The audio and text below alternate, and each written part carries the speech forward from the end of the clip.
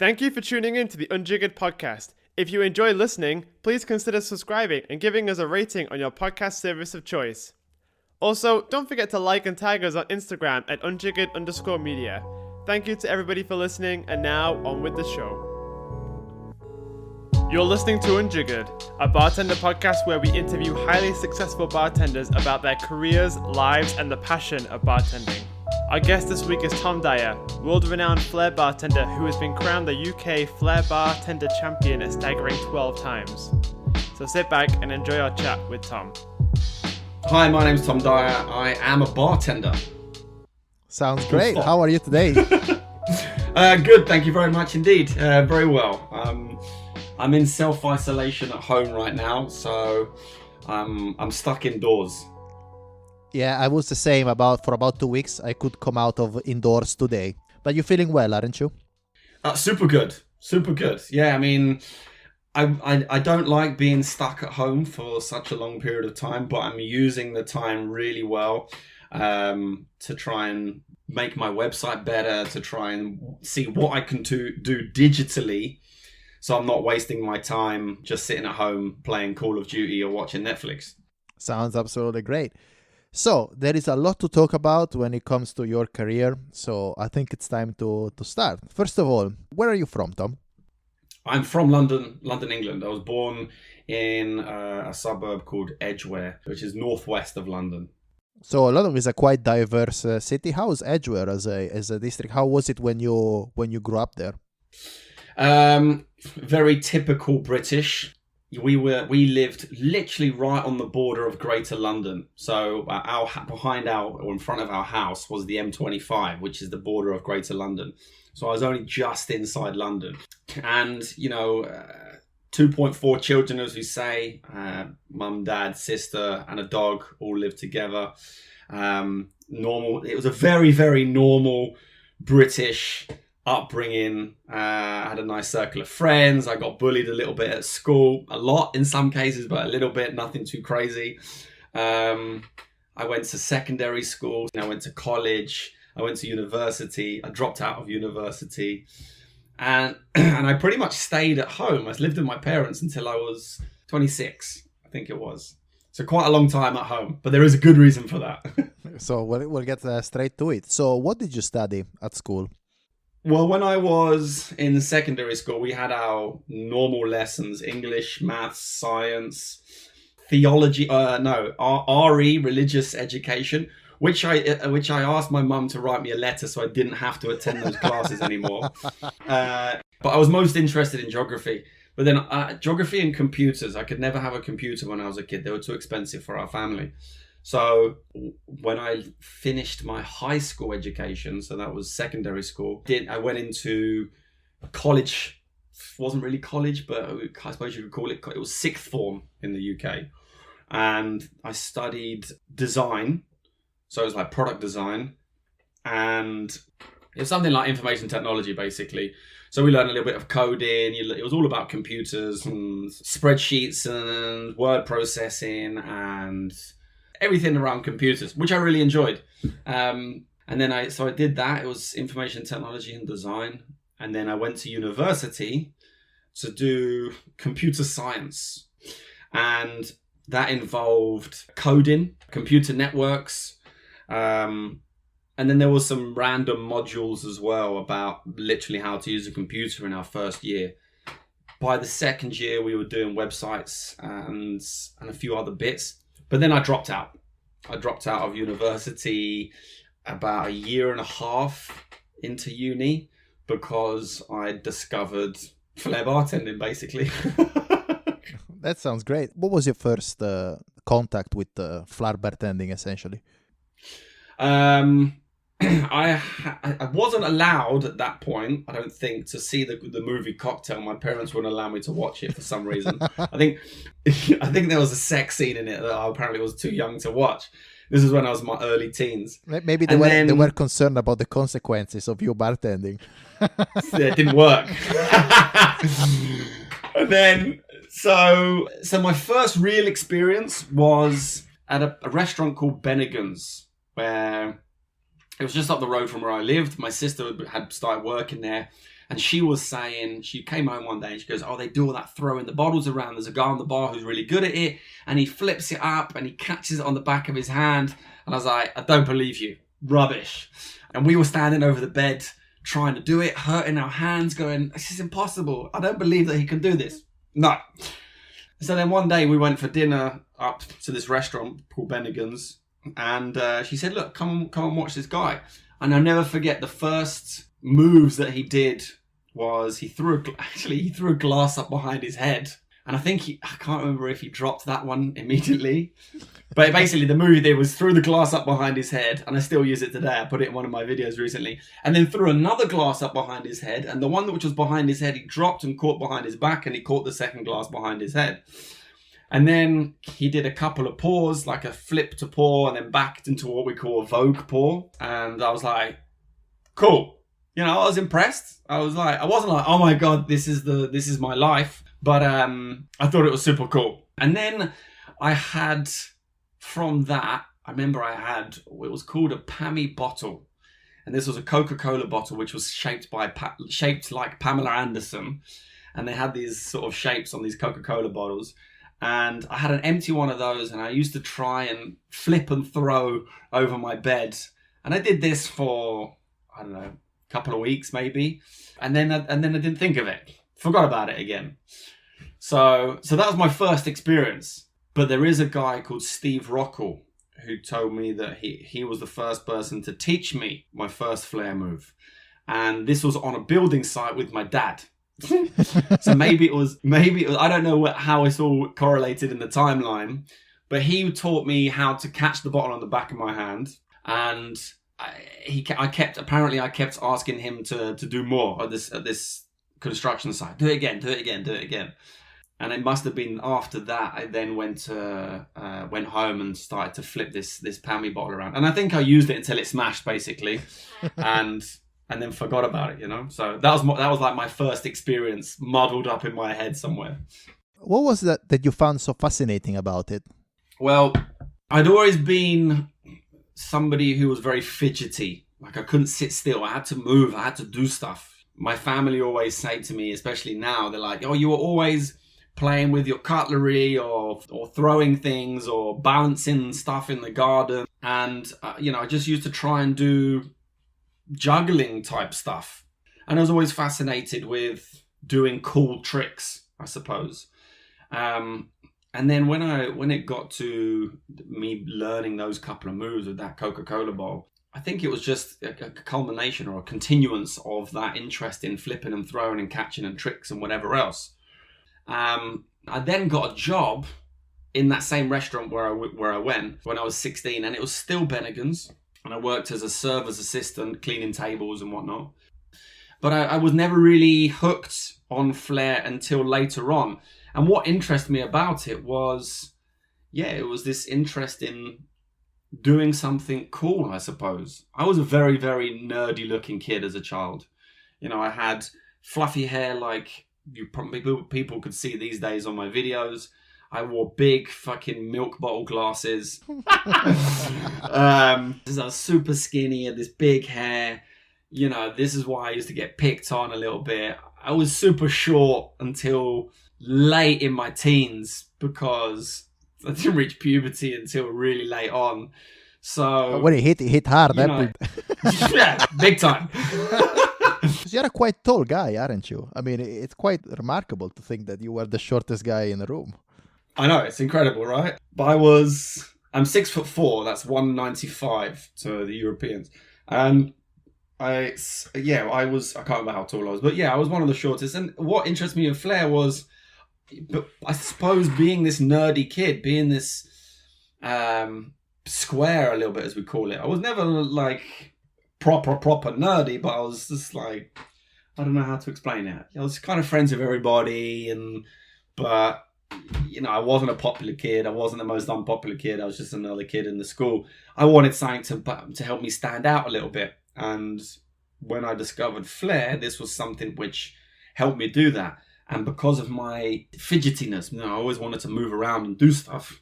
I think it really helped because it also changes so much, and you can make it what you want it. It's not the same thing that you do day in, day out. Although it is in a way, you're free to be as creative and open as you want, and you can change it or as much or as little as you want every single day. So I think that's what drew me towards it. I'm definitely somebody who likes to work more with my hands, although I'm sitting in front of a computer most of the time these days. And to work with your hands with Flair bartending is exactly that. So let's go to your first job. How did you tackle it? How was it? Was it just a coincidence that you end up working in a bar? And how did you go about it? So it was back to this Bennigan's place. I got a job as this server's assistant or waiter's assistant. Because my sister worked there, I wanted to work there. It was the easiest job for me to get. And I got the job and I worked cleaning tables, unblocking toilets, running food, running drinks, tidying up. I did kitchen prep. I did everything. And the only thing I didn't do in that restaurant was cook. There's no chance they were going to let me behind the kitchen. And then when I turned 18, they said, okay, you have the opportunity to work behind a bar or you can be a waiter. And I thought, well, a bartender is much cooler than a waiter and probably gets laid a lot more. Yeah, I'm not sure about that. So I'm this 18-year-old boy still, because at 18 I still looked about 12. And I was like, I work behind the bar. So I went behind the bar. This was July 2000. The first drink I made was a gin and tonic. And Jody, my bar manager, said, yeah, ask him what he wants. What do you want? Gin and tonic. Gin and tonic. I said, what's gin? Great start. No idea. What's tonic? I didn't have no idea what I was doing. And so he's like, yeah, grab this bottle, blah, blah, blah. Anyway, so he gave me some training and I started working behind the bar and it was good and I started to enjoy it. But the clientele we had there weren't the greatest people in the world. And they used to not walk all over me, should I say, but I wasn't a confident person. I wasn't a confident kid, let's say. So it was hard for me to deal with being in the weeds, being so busy and people going, oi, excuse me, mate. Yeah, geez, mate. I did the job as best as I could, but they could see that I was fucking stressed in my head. So I was doing all this hard work and I thought, well, I don't want to be working behind the bar. I'm not earning the money that I want to earn. I can earn more money being a waiter. So I left the bar and became a waiter. And I was a worse waiter than I was a bartender. So I was like... Being a good waiter is not easy. Like, it's not an easy job, is it? No, it's not. No, not at all. Now I reckon I could be really good at it. But that's just my own arrogance thinking that I could. But back at the time, if I look back, I was terrible. Because again, I didn't have the confidence, didn't have the organization skills, didn't have the experience. And then I went back to the bar after that. But... while I was working, I can't remember the time difference between my first time being on the bar and being a waiter. But yeah, it was, I think I was on the bar for about 6 months. And during that first stint on the bar for 6 months, I got introduced to Flair bartending again by my manager, Jody Myers. Okay, and that's when you started to Flair quite a bit. Did you like it? Because there's a lot of grind at the beginning, I'm assuming, right? With Flair. Yeah, back then it was much easier because the level of flair was much lower, the level of difficulty being achieved. But I liked it because I had people around me who were encouraging me. And that's so important these days. And I think a lot of people miss who are in my own position and very similar positions is encouraging the new generation to improve and get better and flair more. So... that's probably why I remember Jody Myers so much, because we made a tandem routine together, which I'll always remember at the beginning. We used to tap the top of the tin, 1, 2, 3, behind the head. And we did this tandem routine, so I got better at that. I had this guy called Lee Worcester, who worked at the China Jump I think he worked in Tokyo. There was the China Jump, it was very, very famous I think they had one in Beijing, Tokyo, and Singapore. And he worked in one of those. And he showed me a couple of tricks. And I remembered my first introduction to it 2-3 years ago. So then I jumped on it and I picked up the moves pretty quickly. And again, having those people encourage me was really, really good. And slowly what happened is that I didn't give a shit about bartending. All I wanted to do was throw bottles around. Exactly what I see in the newer generation today. So I used to go home and I used to practice in my bedroom in a very, very small space. I fucked up my bedroom completely. Like there was the wall near me was completely destroyed, to the point where when I went away one time, I came back, my parents had redecorated my whole room and they said, you cannot flare in the house anymore. But then because I wasn't focusing on my bartending, a guy called Amit Sood, who's been around in the bar world for a long time, I always remember him saying this to me. I'm sure a lot of them said it. I'm sure Jody said it. I'm sure others said it to me, was make sure you can bartend first and flare second. You know, it's very important that you know how to make a drink, you know how to give service, you know how to be a bartender before you start throwing things around, because the throwing part should only be a bonus to what you're doing behind the bar. So at this point, I'd surpassed my teachers, Jody and Lee, in terms of what they could do and what I could do. You know, I was making up my own idea, my own moves, my own sequences. They were probably shocking, but I was making them up still.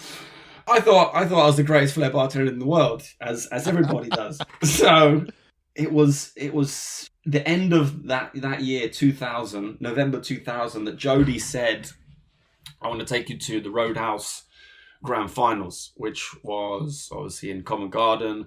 I was still 18, and back then to go into the Roadhouse, you had to be 21. So we turned up on the Sunday and we were the first people in the building. Literally the first people. And I sat on station 3, which was the judges' station, which is basically the station which looked opposite the stage. So I had the best seat in the house. Me, Jody, and I think his girlfriend at the time, Sean, were there. We had the best seat in the house. And I sat there from 12 midday, because it used to open on the grand finals night. It used to open on 12 o'clock midday and close at 3 o'clock in the morning the next day. And we sat there from 12 o'clock midday until gone midnight. I didn't drink one bit of alcohol and sat there and watched this whole competition. And it was after I'd seen the competition that I was like, that's it. That's what I want to win, that competition. That's what I want to do. And that gave me the boost to then start practicing a hell of a lot more. So, like at this stage, bartending sort of became like a support, like your actual job became a support act for you flaring, or was it still quite important to you? It was still very important, because this was only 6 months into my bartending career. And I remember coming back from the competition and telling everyone, oh, they were doing these bumps off of the arm and doing this. And I remember we went back to Bennigan's where we worked and they were closing down. And I'm standing on the bounce mats, which are outside of the bar. And I'm trying to bump this bottle off my arm. And I couldn't do it. I was getting so frustrated. So, I mean, that was when it sort of, I got pushed a lot to practice myself a hell of a lot more. And it was shortly after that, I think, that I was then told by Amit, you know, you need to flare second, bartend first, flare second. So it was later on, 2001, that I got a job at TGI Fridays in Watford. I think it was actually May 2001 that I got a job in TGI Fridays Watford, because back then, if you wanted to have good training, TGI Fridays offered this. Sorry, you got paid and you got good training. And that was a new store that had only been open since May 2000. So it only been open a year, and I got a job there. And they encouraged my flair again a lot more. But I learned how to upsell. I learned cocktails. I learned how to do speed service, setup, breakdown, all the systems in place to run a bar, the American bar system, as we call it. And I'll never forget it. I think that many, many bartenders around the world, especially flair bartenders, started at TGI Friday. And although I didn't start there, it was definitely something which I was very, very pleased to take the advice from my peers to say, get a job at TGI Friday so you can get good training so that you can then move on. So bartending was very important. I had to make sure that I sort of took a step back from practicing flair a little bit and focus on learning cocktails and doing everything else. Although I never completed my certification test at TGI Fridays, I still learned most of the cocktails necessary and how to work as a bartender. So yeah, that was a very integral part of my career for sure. TGI Fridays was, because it comes up quite a lot in this podcast, was one of the first bars in the UK that actually had a proper full-on training program, right? Yeah, it was. I mean, if you look at the Be At One guys in London or in the UK, they all came from TGI Fridays, and they give great training now to their staff. Well, they did. They don't own the Be At One anymore, but the people who started Be At One came from TGI Fridays, and TGI Fridays was the place to go if you wanted to be a decent bartender and get good training. You went to TGI Fridays. There was bartending schools, but very, very, very unknown. And they weren't as respected as what they are now. But that's a whole nother story I'm sure we'll get to later. And, TGI Fridays was just the obvious choice because they gave such good training, and because this new store in Watford had just opened, they were still very prim and proper. They were still doing everything by the book and giving the correct training and following the rules and regulations, whereas there was a TGI Fridays store which was much closer to me in Mill Hill. So Mill Hill store would have been literally a 5-minute drive from me to work. But I chose to go to Watford, which was a 30-minute drive, because I wanted that training. I wanted to make sure that they dealt with me correctly and gave me the proper correct training. And the store was new and shiny and everything else. What they failed to tell me is that the people and the clientele that used to go in there were the worst clientele in the world. But it was still very good. And TGI, it's a shame to see TGI not so, say respected. I think it's still respected, but it's gone through a lot of changes over the years. And in my eyes, it doesn't have that same pull for bartenders to go and learn, how to cut their teeth, so to speak. I would still tell a new bartender, if they've, in this day and age, we've seen a lot of flair bartenders in the world, like the professional ones competing, who've never worked behind a bar. And my advice to them is always go and get a job behind a bar. And the best place where they can go, where they can flair and work behind a bar, is TGI Fridays. So, yeah, it's a shame that it doesn't seem to have the same pull as what it did all those years ago. But it was definitely a starting point for many, many, many, many of the big names that you know now. So after you've seen your first competition at Roadhouse, at what stage did you decide that you were ready to enter yourself into competition? What was your first competition? I thought I was ready way earlier than when I was like actually we all ready. did, actually. When Exactly. it comes to competitions, the first one's always a disaster, isn't it? Oof, completely. And I had my two teachers, or mentors, should I say, I'd surpassed them. So I was like, I must be amazing. So what happened was, at some point I went to go and get a job at Roadhouse. I handed in my CV and they called me in for an interview. So I rocked up with a friend of mine called Graham Butler. That's right. And the bar manager at the time sat me down. His name is Chris Spencer. I still know him today. I still say thank you to him for this. And he said, what's your name? Where do you work? What kind of sales do you do on the bar you work at the moment? I was like, maybe 700, 800 pounds. Just to put into context, if you work behind the Roadhouse bar, you do about 5,000 pounds. And 20 years ago, 5,000 pounds is a lot of money because they were doing singles and it was 240 for a single. Crazy volumes. It was mental in there during happy hour and any time. So he said, here we do about 5,000 pounds worth of sales. You've got to be able to multiple serve. And I was like, yeah, I can do that. I can do that. Yeah, I can do it. He goes, well, if I say to you, he reeled off a list of drinks. I remember Long Island iced tea was in there. I remember there was a wine in there still. I think there was a Jack and Coke as well. But he listed off about 10 drinks. He goes, what did I just order? Long Island, white wine, Jack. I don't know. I must have got 50% correct. I have no idea. So then, long story short, he basically said, look, because normally you do the interview, they give you a cocktail test, or they give you cocktails, and they say, come back in a week, you do your cocktail test, you do your pour test. If you pass that, then you do your trial shift on the bar. I didn't get past the interview. He says, look, I don't think you're ready to work here. I think you should. Have you heard about the competition? And I'd just seen the one in November. I said, yeah. I came down in November because obviously I said that I Flair.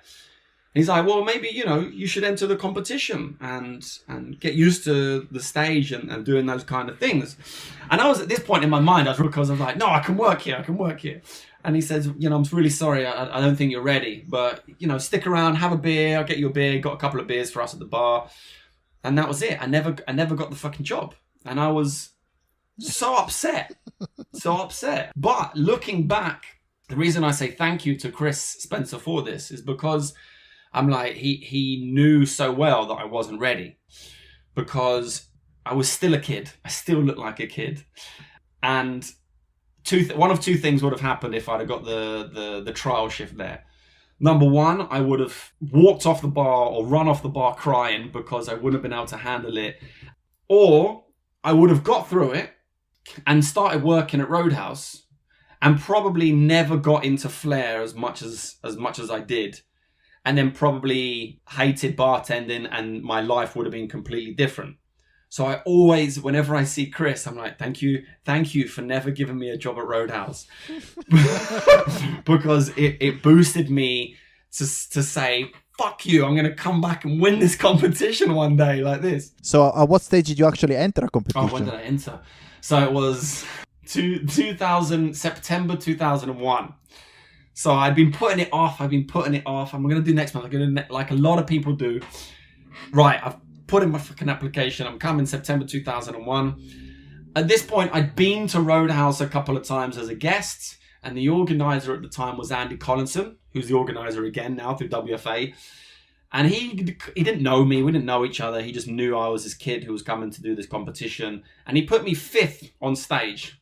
And in the competition in September 2001, there was Christian Delpesh, there was Christian Olden, there was Hugh Lloyd, there was Toby Hilton, a lot of names that people won't know.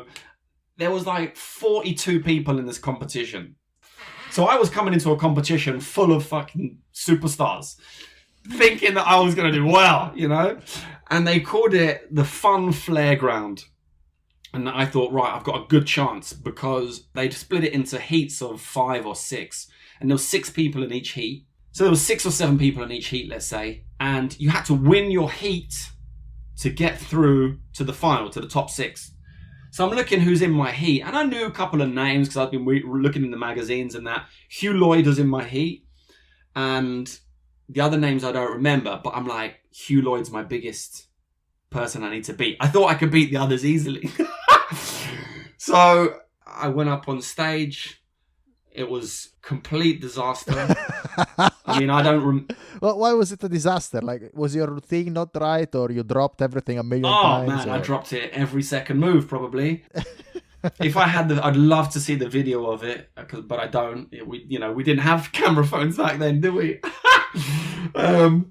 But it was a disaster. I remember it was a disaster because I remember the crowd being completely flat. I don't remember a second. I mean, I had all the people that I worked with there cheering me on. I don't remember a second of it. I remember the first 2 moves, and then all I remember after that is dropping it. And the first 2 moves was... I had the first move planned. So I didn't really have a routine. I just had, right, I'm going to do these 10 moves, however many moves it was. And all the in-between was just freestyle. So I didn't know that you make a routine or anything. So the first 2 moves I had planned, or the first 3 moves, which was with a baseball cap. I was going to cut. I was like, I need to grab their attention quickly.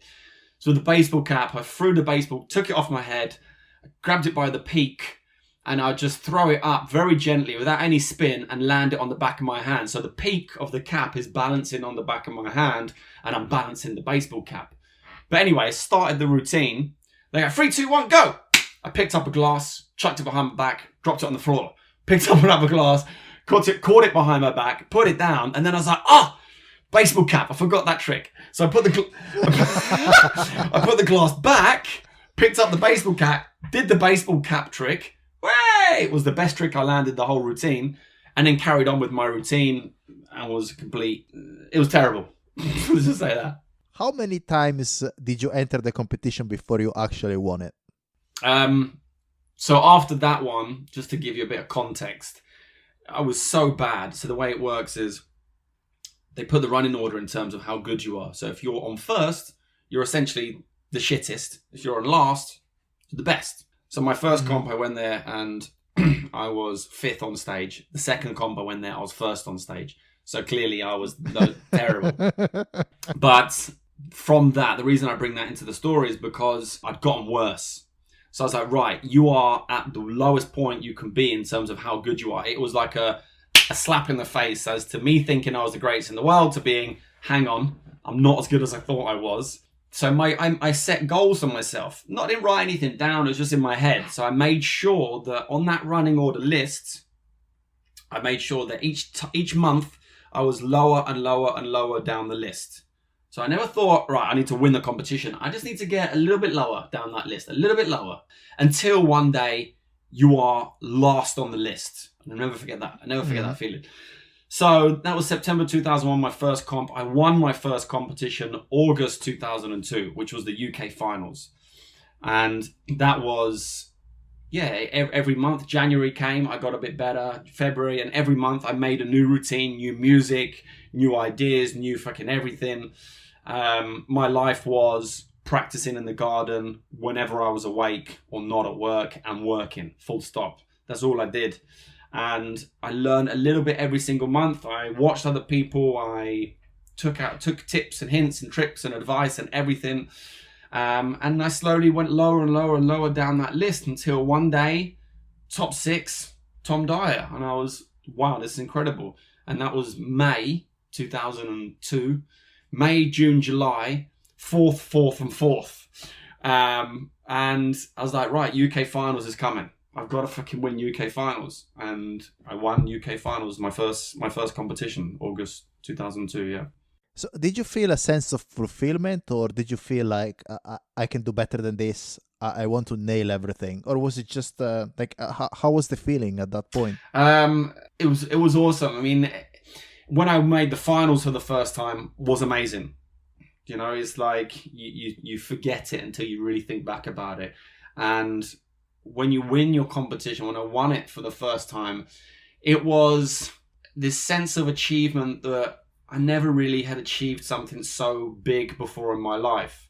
Being this nerdy kid who wasn't the most popular, wasn't the least popular, wasn't super clever, wasn't super stupid. I was just Mr. fucking normal. You know, to have that appreciation and have my peers really congratulate me on what I achieved, and for my own personal gain, it was great. And all the hard work and effort that you put in to get some kind of reward from it later on kind of makes it all worthwhile. You know, it shouldn't be why we do it, but it really does help. And I really, you know, I've been super lucky in my Flair bartending career that I've been able to achieve quite a lot. So I really commend people and the Flair bartenders out there who compete year in, year out and never reach, you know, like a championship, because some people never reach a high level. So I probably find that difficult. But at the moment I do climbing. Sorry, to just take a bit of a swerve. I do rock climbing. I know I'm never going to be the world champion rock climber, and I don't want to be, because I'm too old for that now and it's not going to happen. So I can still enjoy it. So I'm putting myself in the position, I think, of those who were doing the same in the Flair career. I hope that doesn't sound too arrogant, but when you win that first comp, it was a huge sense of achievement. But then I was like, right, what's next? I never wanted to lose that title of UK champion, and I never really did, except for 1 year where I didn't compete, so I didn't technically lose. I wanted to be world champion. I wanted to win the Roadhouse. You know, that's what I saw back in 2000 November, and I was like, I need to win. I need to win the world finals. And it was funny because that year there was a bunch of people in the UK, especially one bartender who worked at Roadhouse at the time called Andy Francis, who said, you can win it this year. And I'm like, dude, I've only been flaring for like a year. You know, I can't win the world. I mean, I believed I could deep down. I was like, I got that boost of arrogance again. And I got complacent immediately after winning the UK finals. Oh, really? Immediately complacent, because again, I was this little kid who was chest puffed out, thinks he was the best. He's just won the UK Championships. Yes. And September came around. I did the September competition and I won that one. And funnily enough, this is going to make you laugh a lot. I actually lost my virginity after that competition in September. So at a very older age than normal.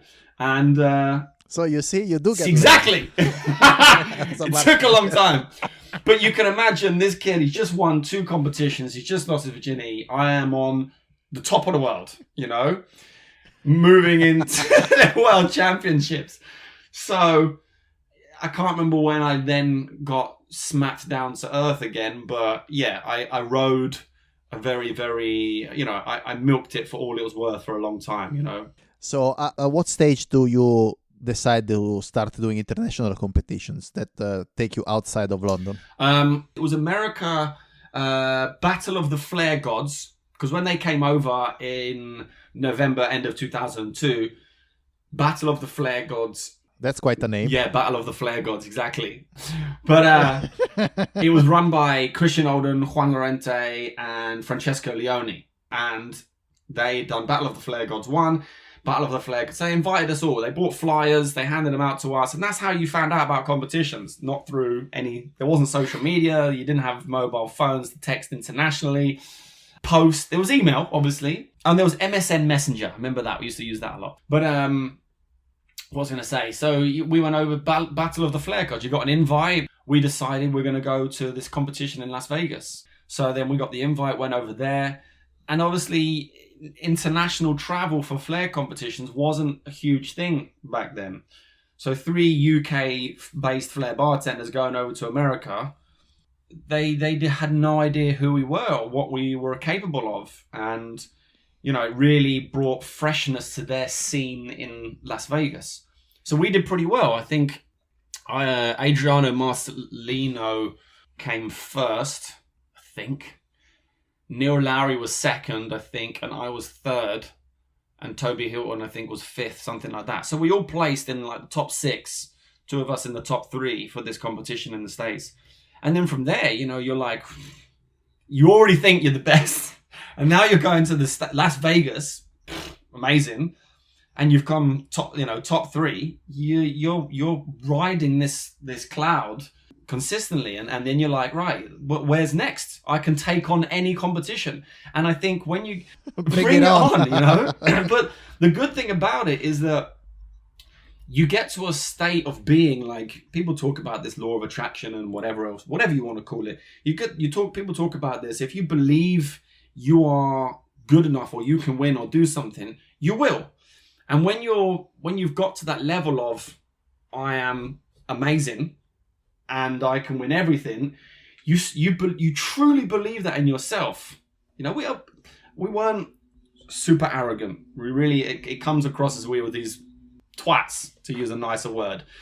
But you know, we just thought we were, you know, very, very good at what we did. And at the competition placements that we were getting were kind of, not showing it, but we were doing well. We were happy with what we were doing, my point is. And the point is that if you truly believe that you're very, very good at something, you are going to achieve much, much better things.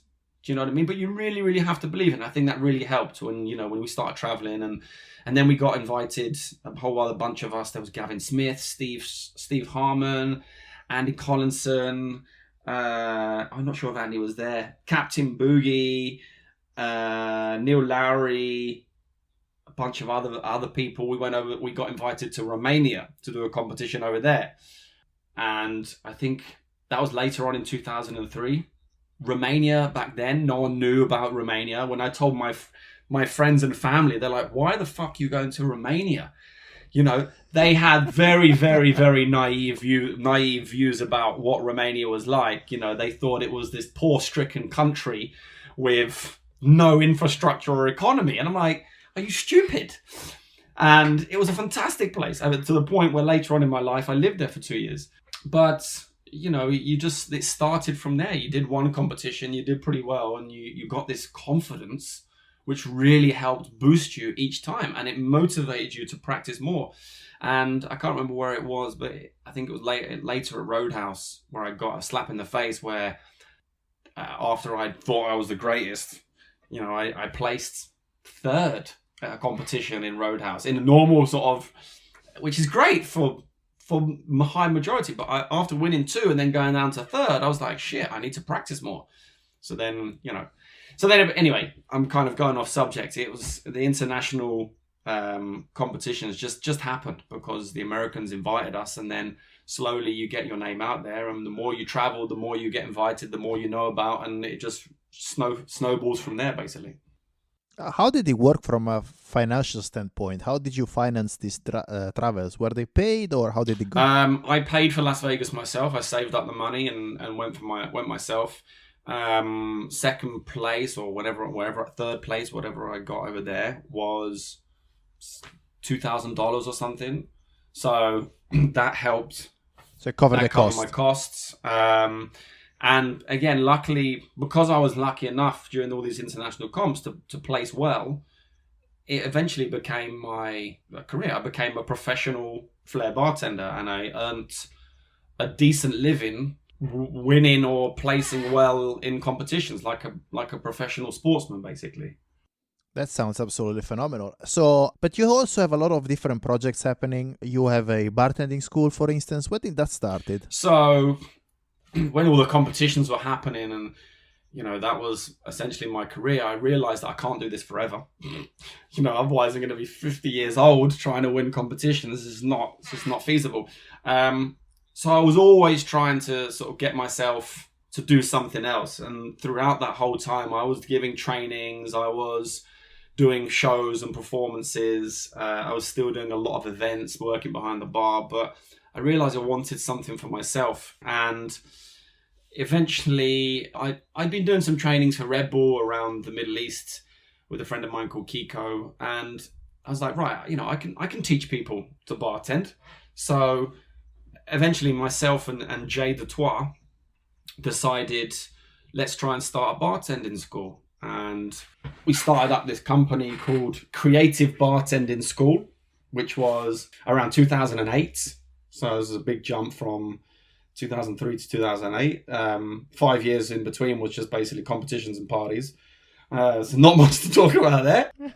And then 2008, we started this school and it was shit. Basically, we were doing flair courses. Luca Corradini came on one of our flair courses and told me the secret to make a good pizza.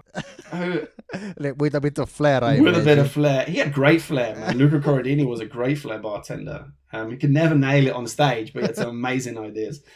But we were running it out of a small room at the top of Cactus Blue, which was owned by the Maxwell's group, who owned Roadhouse.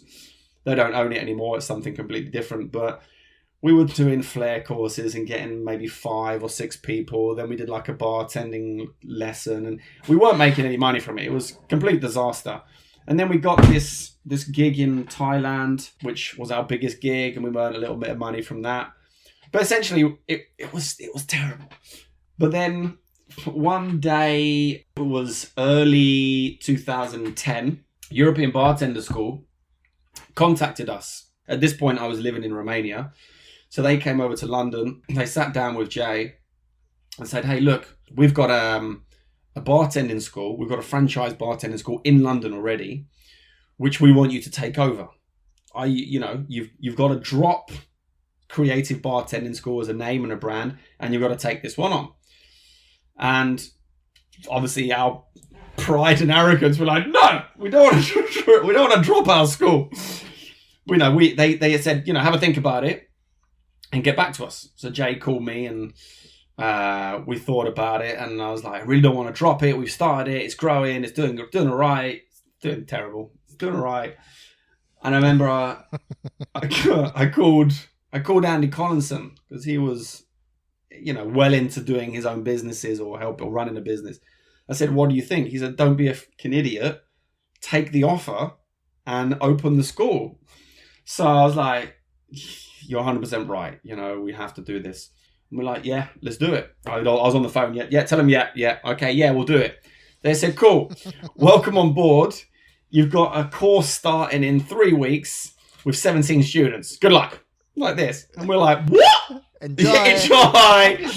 So we had to literally, buy all this fucking gear from booze and everything. We did the school out of this bar in Clapham called Aquam. Is it Aquam in Clapham? Clapham High Street? I wouldn't know. A bar there, and we did that. Is it still there? I think so. Well, unless COVID has knocked it out, I don't know. But Aquam, anyway, a bunch of bartenders later on, or at that time as well, I think were working there, like Flair bartenders as well. Yeah, two months into that, March and April, we did these 2 courses, which worked. It was a nightmare. Obviously, I was living in Romania, and Jay was living was still in London. Did you have to fly back for it? No, because at that time, I may have flown back briefly to get the initial things set up, but we didn't realize how big this was going to get. I had no idea how to run a business. Business studies at school, though, when I studied that was one of my lessons, business studies. I was terrible at. I think I got a D, or maybe even failed that subject. I'm not sure. And we got these first 2 courses running. James Trevelyan was the guy who was our instructor at the time. Clinton Weir was our Flair instructor. Anyway, April, March, did those 2 courses. Then I said to Jay, I said, look, all of our shit is going missing in Aquam. People are either stealing it, it's getting mixed, or students are stealing it, or whatever. Said it's not working. We need our own venue. So we started to look for our own venue, and we found this venue in Bermondsey, which we're still in today. And we took a risk. We took a very, very, very big risk because it was such a massive venue. We took it on. We used all of our money. We maxed out all of our credit cards. Maxed out Jay's girlfriend's credit card.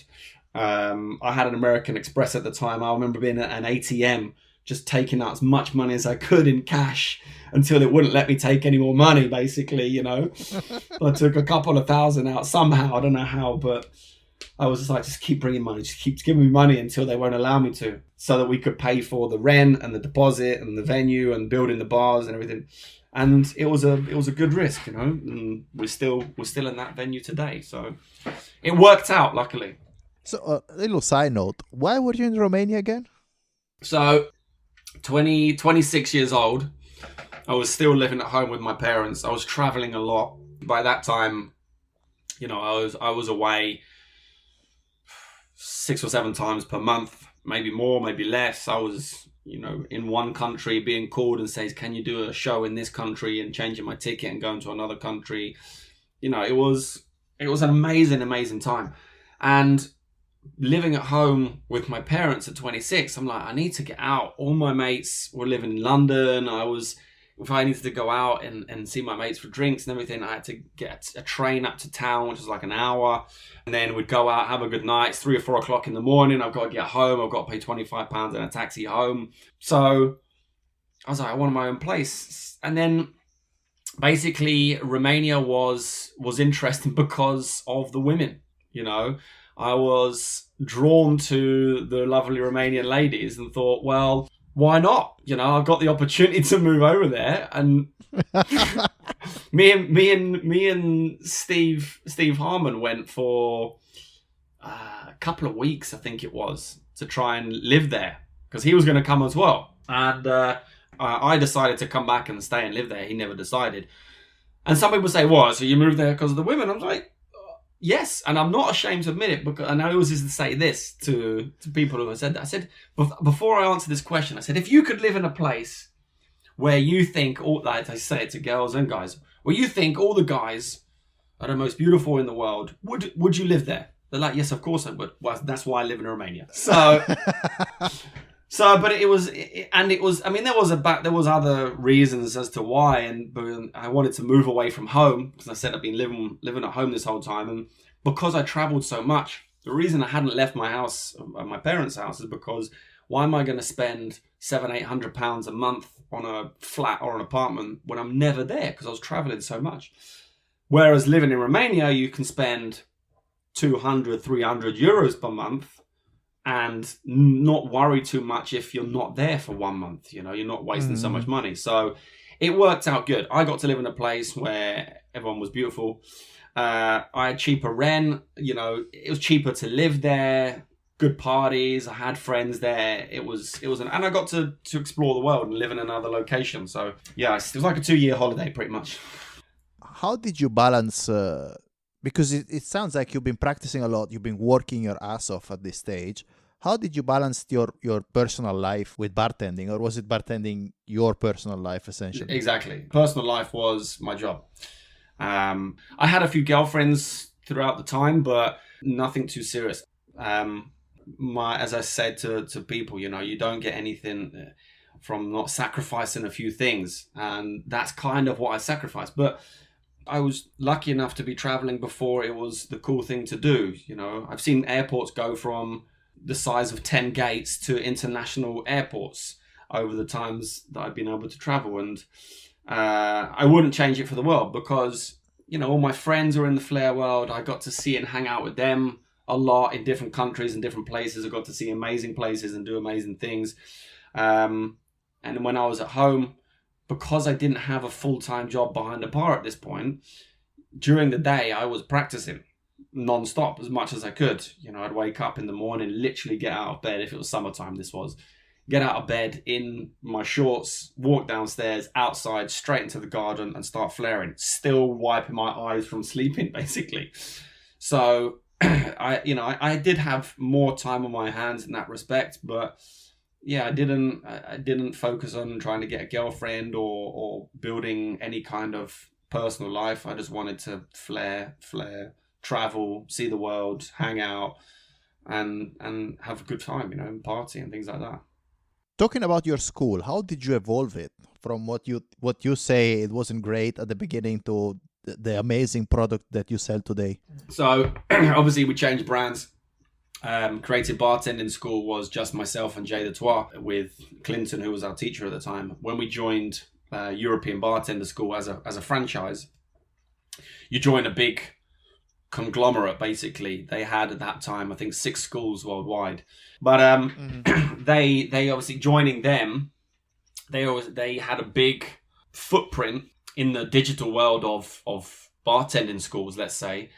So they already had students coming to London. So this is why it was such a no-brainer to take on this brand, this European Bartender School, because they said you've got 17 students coming in 3 weeks. They already had students booking. You know, we already had customers. We didn't have to do anything. We just had to open a school. So in that instance, it was a no-brainer for that respect.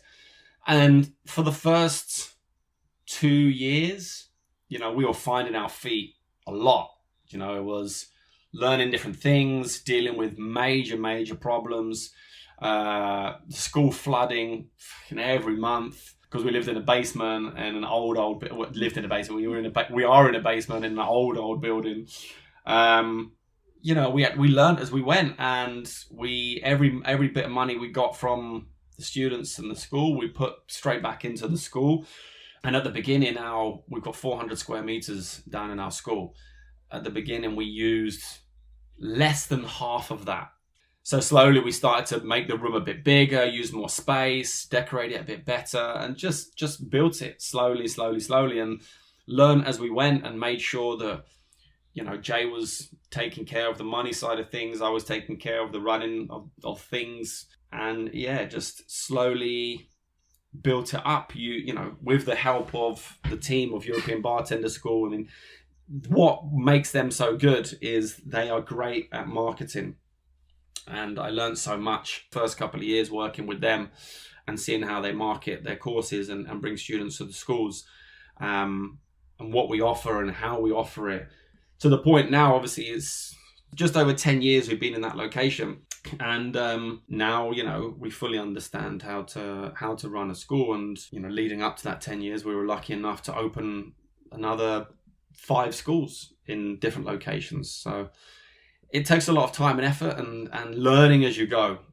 But as long as you learn from your mistakes and make it better next time, then you grow. But as if you just get stuck on expecting somebody else to always do the work for you and bring the students for you and do it for you, and you're just a problem solver, you'll never grow your business, I believe.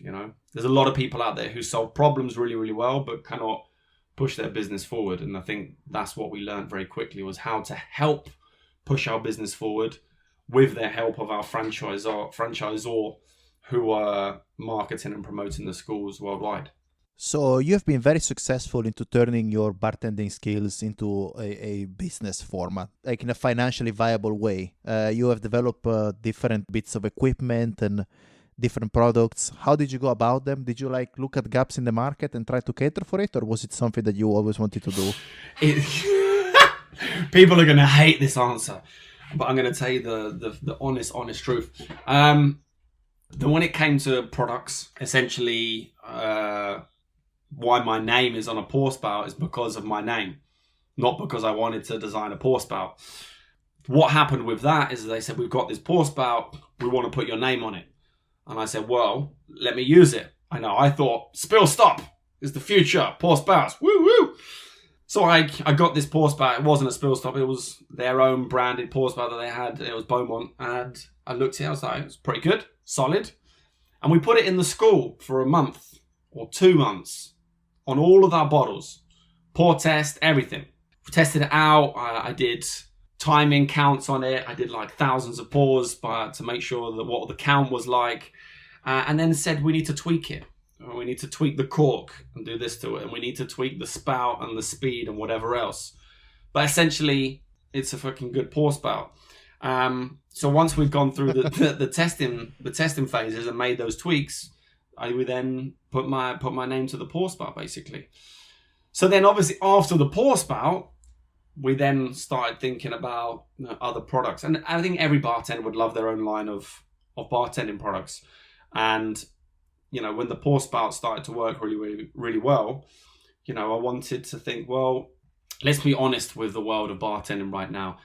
The best tools that sell in bartending are your standard bartending tools, and they will always be the best-selling tools. And anybody who doesn't know that, I'm telling you now, your standard shaker, tin on tin, your standard strainer, muddler, spoon, all of the standard tools you see behind the bar will always be the best-selling, pour spouts being one of them, which is good.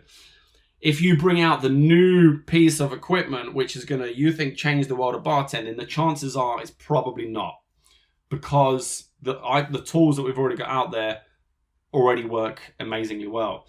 You can bring out a different strainer which looks good and does something different, but to get that into every single bar in the world takes a hell of a lot of money in marketing. And if your strainer is £5, but the other one over here is £2, Tiger up the road are going to buy the £2 strainer and not your £5 strainer.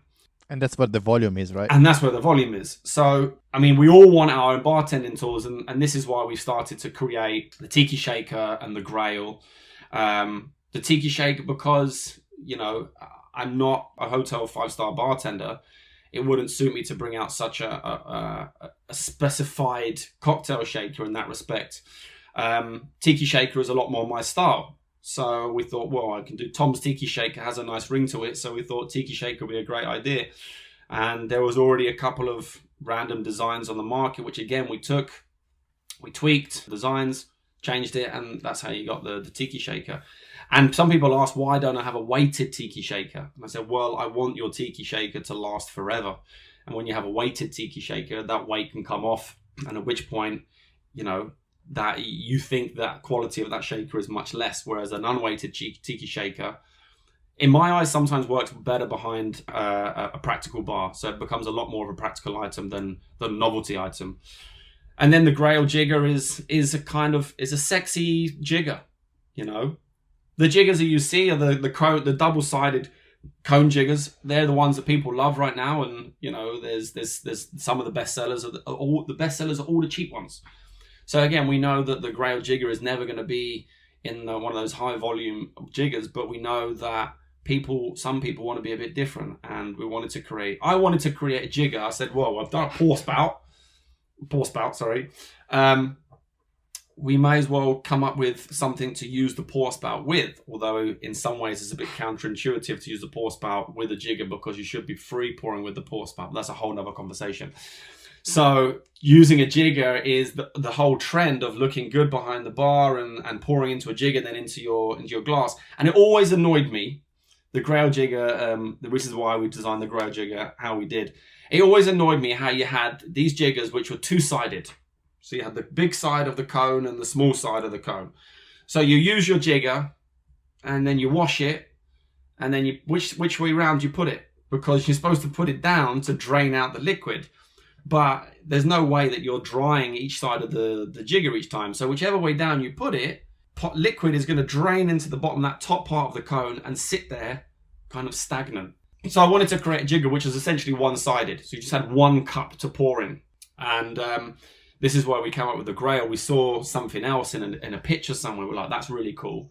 Let's copy that kind of design and come up with our own way. And I said, well, it needs to have increments of 5 milliliters until 50. It's one-sided, so when you wash it, you can put it down upside down. It drains out that one piece. So when you pick it up, you've got no stagnant water in there. Seems like such a silly thing, but in my mind, it makes sense to me. It's wild, is it? Yeah. And then it's got to look good. It's got to look different. It's got to stand out. So, we it's polished in chrome. All my items except for the pour spout, have my name on them in some way. It sounds super arrogant, I know, but it's what you do when you create these items sometimes, and it's fun. I'm lucky enough that I partnered with Beaumont, who are a fantastic company, like an absolutely amazing company to work with. They've just brought out the Gorky strainer. So Gorky is a flair bartender from Germany who has never been like a world champion. I think he was German champion a couple of times, I'm not sure. But he was always one of those people you saw at competitions month in, month out, every single year. And Beaumont contacted them and said, we really like the strainer that you're using. We'd like to make the same strainer and put your name on it. So they do that. And they're up for helping out bartenders and promoting bartenders. And it's a blessing to work for such a big company and for them to be so down to earth and help. They've supported Flair Camp, which we did for 9 years now. Pretty much every single year they give a bar kit to every single student, and that's been 500 bar kits or so. They've supported openings of other bars and bartenders. So they're really supportive and a great company. So it's not as elaborate and as amazing as some people think when creating your own bar tools, because sometimes it can be super quick, but other times, after the first one, which is the pour spout, a bit more effort goes into it. So I'm sorry if it blows any bubbles in or bursts and people are like, oh, that's a bit shit. But, now we've got those items out. Yeah, I mean, not to say too much, but we have been looking at more as well. So hopefully when COVID and everything is over and we can get back to spending some money, then we can start presenting some more ideas on bartending tools. Looking forward to see some more. A couple of questions to wrap this up. At what stage did you decide that you wanted to do your last cocktail competition? And how did you go about choosing which one? So, my last Flair competition, it was for a couple of years or so. I was undecided. And I remember it was getting to a point, and let's talk about this arrogance that I had before, believing that you're the best. I rode that cloud, or I rode that for a long time. And again, it's not an arrogance thing, it's a confidence thing. And I am getting to your question, I just have to get the backstory. It got to a point where I was watching everybody on stage and I'm like, right, everybody I'm competing against, in my view, in my own arrogant view, I can beat every single person. If I did my routine, if everybody did their routine clean, I would win. But I wasn't doing that, obviously. I wasn't winning every competition. There was people out there who could compete much better than me. Then we had Marek Podluzny turn up on the scene and start nailing his routines. And I'm like, shit, he's fucking amazing. If he nails his routines, he's winning. Okay, so now, although I wasn't winning everything, now I'm like, I feel like I need to work harder. Anyway, as that progressed, I was practicing less for everything that was going on in my life in terms of schools and whatever else. And all these new kids started coming up, and all these kids who've been flaring for, let's say kids, all these guys have been flaring for a little bit, had started to nail their shit. Tom McMahon, 2009, won every international competition that he entered, except for his own one in his own home country, unfortunately. Marek Podluzny came up. You know, these were two massive contenders. Then you had Alexander Stifanov, Luka Valentin, Denis Trifonovs. And there was a lot more, for sure. And I was like, okay, shit, you know, I'm not practicing as much as these guys. I need to start thinking of a way out or thinking of a new way to practice. And I remember emailing or messaging Gianluigi Bosco, who was a judge at the time, and saying, because I'd placed 5th or 9th or something, I can't remember, you know, and I was really upset with my performance. And I said to him, you know, have I lost it? You know, I feel like I'm terrible. I can't win. I've got no confidence. I'd lost that arrogant confidence that I had, and it was showing in my results. And maybe it was I wasn't practicing as much. Maybe I was stressed with everything else going on in my life. But he said, no, you still got it. He says, you're just not nailing it. And then I started realizing, well, I'm not practicing enough. So anyway, for a couple of years, Roadhouse World Finals was the one where I always put in the most effort. So I did the next year, 2014. I won 2014. So after I won 2014 Roadhouse Finals, it was at that point where I felt I can't do anything more. You know, what do I do more? I've won this competition twice now. The only thing I can do more is try and win it more than Tom McMahon, who's won it 4 times, which means I now have to do it. I now have to compete for 3 more years. And I want to try and get my competition winnings up to 100 wins. And I think I was on 80 by that point. So I was like, I've only got 20 to go, which is a lot still, because that's still a couple of years of flaring. And I was like, okay, I'll set those as my targets, my goals. So people were saying, now you've won Roadhouse for the second time. Have you got any more targets? I was like, yeah, but I never told anybody. But those are my targets. I wanted to win 100 comps, and I wanted to win Roadhouse 5 times. I soon realized that wasn't going to happen because I didn't have the motivation to practice that much. I realized I had to practice a hell of a lot. So then it came to 2015, and I'd qualified for the World Finals. And I was thinking about, okay, maybe this is going to be my last competition. And I didn't want to go to the competition to just do it and finish. You know, I wanted to go out with a bang. And also as well, I knew that to place in that final 6 was going to be hard. It was going to be the hardest final 6 I was ever going to try and get into. So I knew I had to practice hardcore. And with this arrogance will come through again. For many years, it was quite easy to place in the top 6 because there's always been a handful of bartenders who were winning the comps, and I was lucky enough to be in that handful. So to make finals was much easier. Whereas now there was a hell of a lot more people who could win this competition and make top 6. So I was like, wow, you know, my training is going to have to be next level, and I don't have time for it. So I need to practice for the qualification rounds and make sure I nail those. And I knew that my final round, if my last one, had to be a good one. So essentially, before I got to that point, the reason I knew it was going to be my last was I didn't have time for training as much. I didn't have the motivation like I used to have. Although I loved being on stage, it's an ego boost. And I was like, I need to find a way out. And Roadhouse was the first one I started in September 2001. So Roadhouse is going to be the one I finish in. And at this point, we were in the Flair bartending community. We were like, you know, difficulty has become far too much of a deciding factor for competitions. And I want to try and make a statement about that. And how can we make a statement? And me and Jumble St. Pierre had discussed it for a long time. How can you make a statement? And he came up to me one time. We was on a night out. He says, I got an idea. He says, what about if you just did bolt in for the 8-minute final, Roadhouse Grand Final? And inside I went and shit myself a lot. But I thought about it. I was like, well, yeah, because then I don't have to practice as hard of all those difficult moves. Although what turned out to be the hardest routine I ever put together, it was, you know, all the multiple object moves that I was doing, I wasn't nailing them as happily as I wanted to. And I thought bottle tin is something that I love to do. And so it all just culminated together. I was getting too busy. I wasn't motivated. I wanted to make this statement. I wanted to talk, how can we show people that difficulty isn't the answer?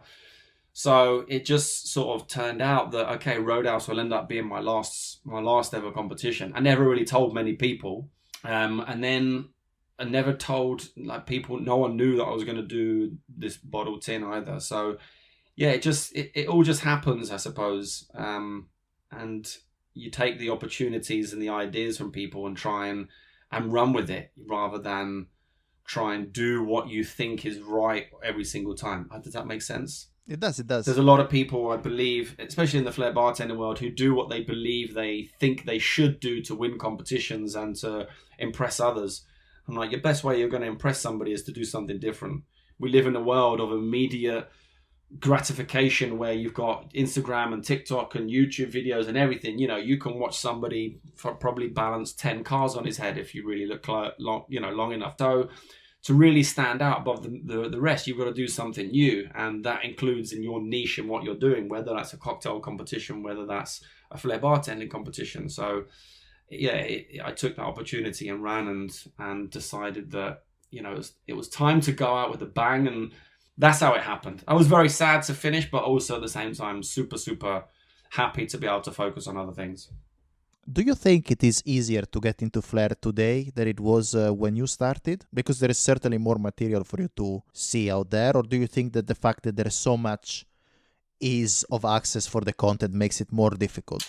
It's a good question. I think it's much easier to get into flair.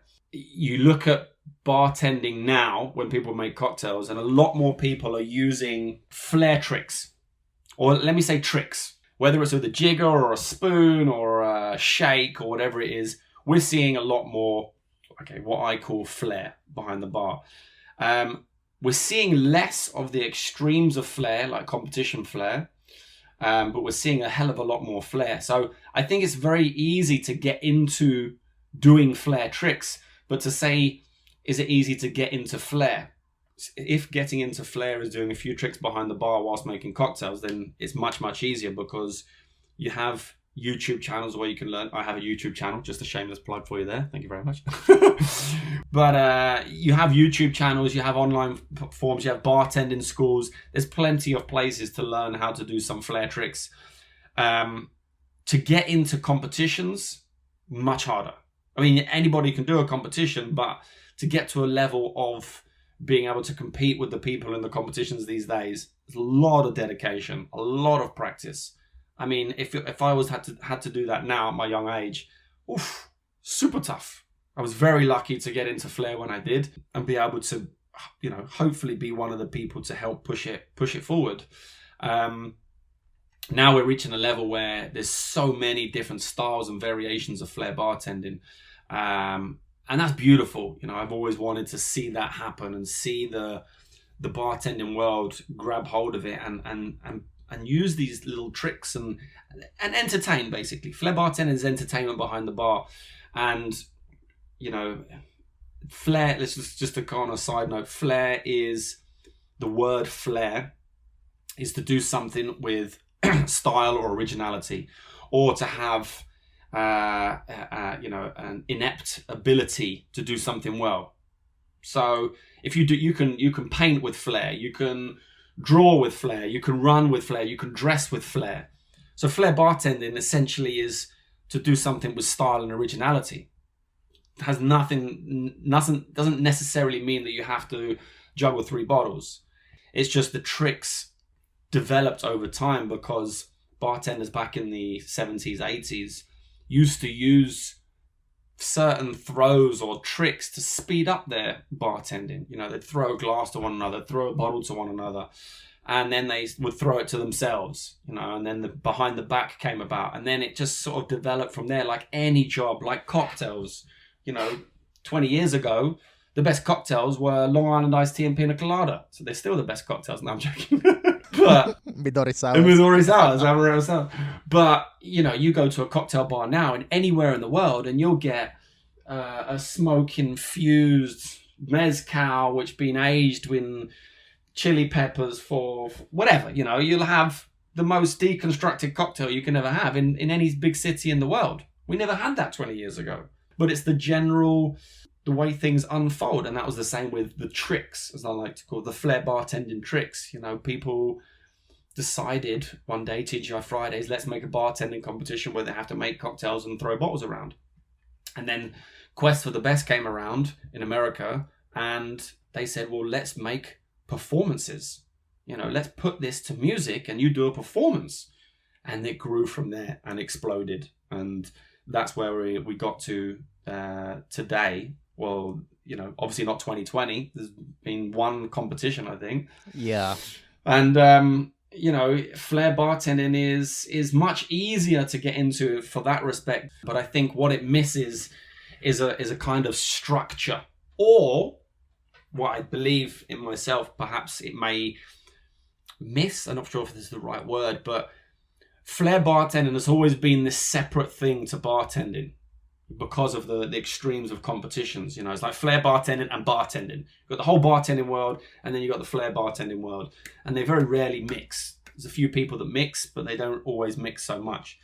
And I believe that the flair bartending world has kind of separated themselves a little bit in that respect. Whereas if we just get on with it, as we're doing now, as people are doing now, and using tricks behind the bar, and not saying, check out my flair bartending skills, or not check out my flair skills, it becomes more widely accepted. Whereas if you're like, check out my flair bartending skills, I'm a flair bartender, I do competitions and I do all this and blah, blah, blah, blah, blah. Like I did with my peers for many, many years, you segregate yourself. You label yourself as something and you segregate yourself from the world that you're a part of. Whereas if you just do it without worries of labels or whatever, same mixologist, same liquid chef, or whatever you want to call yourself, you label yourself as something, you segregate yourself into a certain factor, I believe. Whereas if we just get on with what we do and remember what we're here to do, and that's make cocktails and provide good entertainment and good fun, everybody's going to have their own way to do that, whether it's with tricks, with the way they speak, with the way they serve, the way they stand, shake, roll, throw, whatever it may be. It's just the way that everybody bartends. And I think every bartender in the world who's any good has their own level of flair, because every bartender shakes in a different way, throws in a different way, pours in a different way, rolls, whatever it may be. That's all a type of flair. So if we just kind of get on with it and help the younger generation get into learning some new techniques and tricks and whatever else, then we'll see this development of the tricks and flair bartending in general grow a hell of a lot more. I'm sure we'll see a lot more competitions, and I'm sure we'll see a lot more crazy things from bartenders worldwide.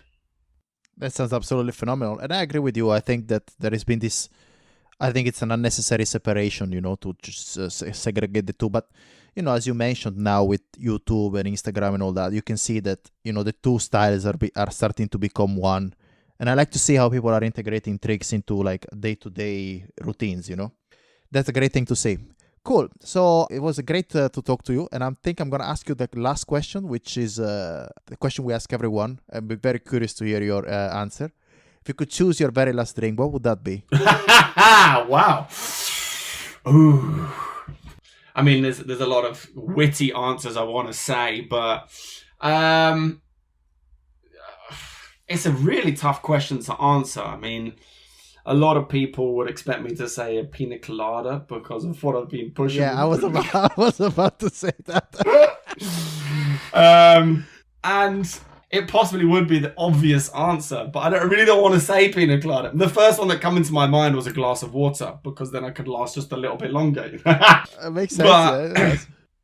But I think it probably would be a pina colada. It's the most obvious one in that kind of scenario. If you say a desert island sort of drink, it's an easy drink. It's a great cocktail, whatever anybody says. There's a song that's got it in it. It's got so many things named after it. And it's such a Pina coladas are just great. They're great, man. They're on every single menu around the world, or, variations of. And I'm a strong believer in simplicity, and we all know that the simple cocktails are the best, essentially. So I'd probably say the pina colada, but it would have to have a cocktail umbrella in it, just to be sure. Mandatory. You know, pina colada is the only cocktail I've ever made to my mom. Like, I've only made her pina colada. Oh, yeah? So, yeah, there you go. So if my mom approves it, that must be the right one, right? Cool, Tom. It was awesome to talk to you. Thank you so much for your time. Thank you very much indeed for having me. I know I waffle on a bit sometimes, but I hope that if anybody got to this point in the podcast, I hope it's been informative, and thank you to you for inviting me on. I really do appreciate it, and it's nice to share your story, and maybe some people will listen to it and maybe be inspired by it, and maybe some people will just think whatever they want. So thank you so much for having me.